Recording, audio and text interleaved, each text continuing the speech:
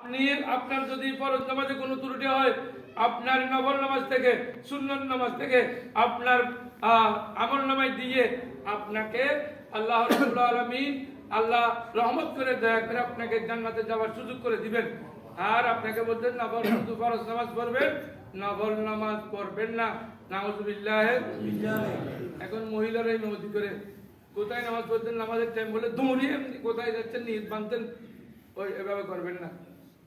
কোথায় এখন মহিলাদের মেহতি করে জানেন বলুন, দেখেন আপনারা আপনারা তো যুবকেরা তো ফেসবুক দেখে সবসময়, আমরা হঠাৎ করে খুললে দেখি মহিলা মেহতি করে। মহিলার পিছনে ইমাম নামাজ পড়লে হবে না, হিজরার পিছনে নামাজ পড়লে হবে না। এই জন্য আমার একটা মশলা বেয়াদবি মাফ করবেন, আগের যুগে যারা বুড়ো বুড়ি আছে ইমাম সাহেব খতিব সাহেব রাখার সময় জিজ্ঞেস করতেন আপনি বিয়ে করছেন কিনা, সন্তান সন্ততি আছে কিনা, জিজ্ঞেস করতেন না আগে, জিজ্ঞেস করতেন না। এখন তো এইটা যায় না, এখন তো কেমন করে টান মারে, টান ঠিক দিলে এটা ঠিক আছে, এইটা জানা হবে।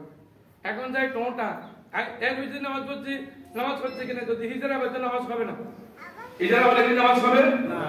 তো হিজরার পিছনে নামাজ পড়ে, মহিলার পিছনে নামাজ পড়ে, কি ঝুঁকে আছে বললাম, মহিলার পিছনে নামাজ পড়লে নামাজ কারো হবে না, নামাজ কারো। কোরআন শরীফ দেখে দেখে এখন তারাবি নামাজ পড়ায়, নামাজ পড়ে আল্লাহ তাআলা কামি এগুলো বলার দরকার নেই। এখন এরপরে বর্জনীয় কি কি দুই একটি কথা আমি বলে শেষ করছি।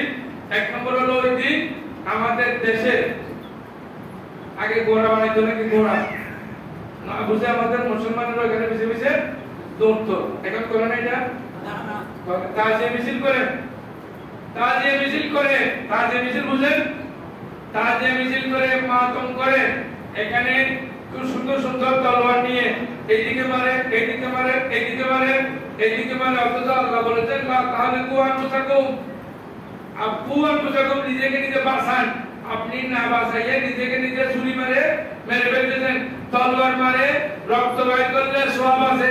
কোন কিতাবে লেখে নাই, কোন কিতাবের ভিতরে নয় বাইরে পর্যন্ত নাই, কোন কিতাবে নাই, কোন হাদিস শরীফে নাই আপনি তলোয়ার মেরে রক্ত বাইর করলে সওয়াব আছে, নাই।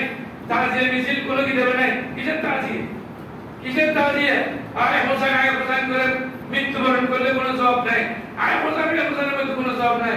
আয় হোসেন রাদিয়াল্লাহু তাআলা আনহুর শানে আপনি কোরআন শরীফ তেলাওয়াত করেন, বুখারী শরীফ তেলাওয়াত করেন, আপনি দরুদ শরীফ পড়েন, এখানে একটা সওয়াব আছে। নামাজের মধ্যে আমরা প্রত্যেকদিন সালাম দিই না, আর আওলাদ রাসূলকে সালাম দিই না, দিই কোথায় জানেন আপনারা, কোথায়? আল্লাহুম্মা সাল্লি আলা সাইয়্যিদিনা মুহাম্মাদিন ওয়া আলা আলি মুহাম্মাদিন, এই বাদ্যদেরকে আমরা সালাম দিই, নামাজে সালাম দিই, নালে নামাজ হবে না।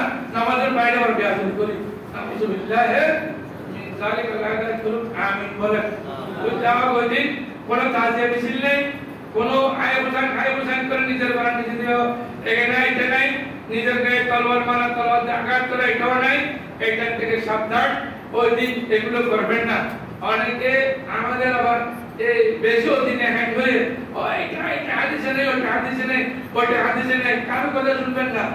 আহলে রাসূলকে আপনারা যদ্দুর পারেন আহলে রাসূলকে ইজ্জত করবেন, সম্মান দিবেন, ওদের জন্য যদ্দুর পারেন ওনাদের উসিলা নিয়ে দোয়া করবেন। আল্লাহ যাতে আমাদের এই মুহররমের 10 তারিখের রহমতের দিন, ওই দিন রাতে এবং দিনে আপনারা আল্লাহর কাছে চাইবেন, গুনাহ মাফ চাইবেন, আল্লাহর কাছে গুনাহ মাফ চাইলে আল্লাহ গুনাহ মাফ করে দিবেন।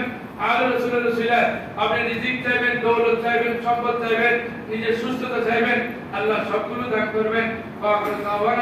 আলহামদুলিল্লাহ রাব্বিল